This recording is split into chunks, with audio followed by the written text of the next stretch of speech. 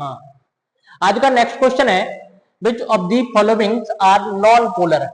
यहाँ पे हमें सिलेक्ट करना है कि कौन सा मॉलिक्यूल्स हमारा जो है वो नॉन पोलर इन नेचर दे रखा है, मतलब नॉन पोलर मॉलिक्यूल्स दे रखा है। देखो कभी भी हमारे पास में कोई यदि मॉलिक्यूल्स दे रखा है और उसमें हमें क्वेश्चन में पूछा जाए कि पोलर कौन सा है, नॉन पोलर कौन सा है, तो पोलर के लिए हम डाइपोल मोमेंट को चेक करेंगे और डाइपोल मोमेंट की वैल्यू यदि नॉट इक्वल टू 0 आती है, मतलब उसका नेट डाइपोल मोमेंट 0 नहीं होगा, तो वो होगा पोलर। जबकि जिसका डाइपोल मोमेंट 0 के इक्वल आएगा वो होगा नॉन पोलर। क्या होगा? Non polar. तो हमें चाहिए, क्वेश्चन में पूछा गया है नॉन पोलर, तो नॉन पोलर मॉलिक्यूल्स हमें यहां से चाहिए है कि नॉन पोलर मॉलिक्यूल कौन सा होगा, मतलब डाइपोल मोमेंट की वैल्यू आपको 0 चाहिए। तो हम चेक करते हैं, पहले वाले से ही चेक करते हैं। देखो अपने पास में दे रखा है SiF4।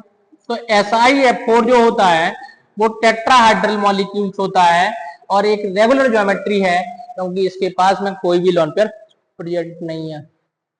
तो यदि हम रेगुलर ज्योमेट्री की बात करें तो रेगुलर ज्योमेट्रियों के अंदर डाइपोल मोमेंट की जो वैल्यू होती है वो नेट डाइपोल मोमेंट की वैल्यू 0 होती है, मतलब ये हमारा क्या है? नॉन पोलर है। नॉन पोलर दे रखा है, क्या है? नॉन पोलर है। क्या हमारे पास में डाइपोल मोमेंट की वैल्यू 0 आ रही है? नॉन पोलर है। अब देखो इस ऑप्शन के बेसिस पर भी हम क्वेश्चन का आंसर निकाल सकते हैं। कुछ ऑप्शन हमारे करेक्ट पहले से हम कैंसिल आउट कर सकते हैं। आप देखें पहला वाला आंसर कहां कहां पे गिवन है, एक गिवन है यहाँ पे, एक गिवन है यहाँ पे।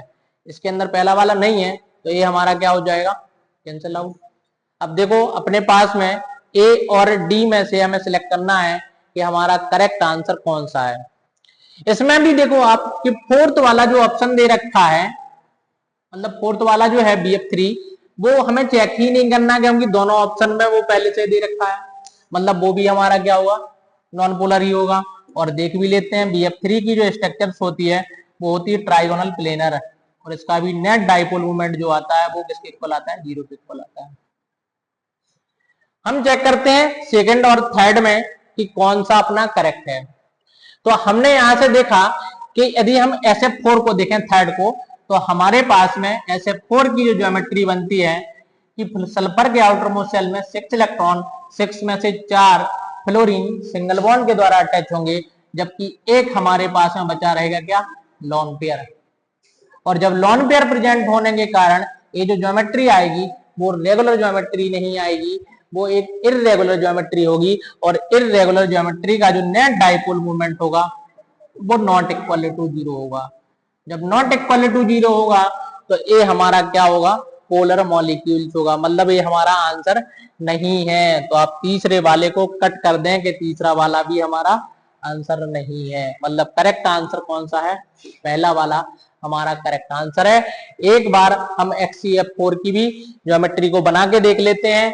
तो हम देखते हैं XCF4 में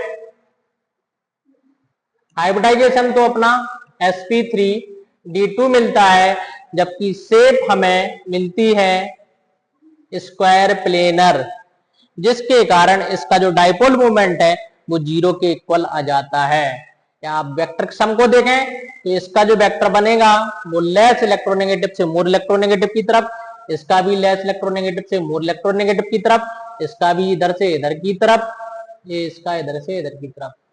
ए वेक्टर इसके वेक्टर को कैंसिल आउट कर देगा, ये वाला इसको कैंसिल आउट कर देगा, लॉन पेयर का वेक्टर लॉन पेयर के वेक्टर को कैंसिल आउट कर देगा।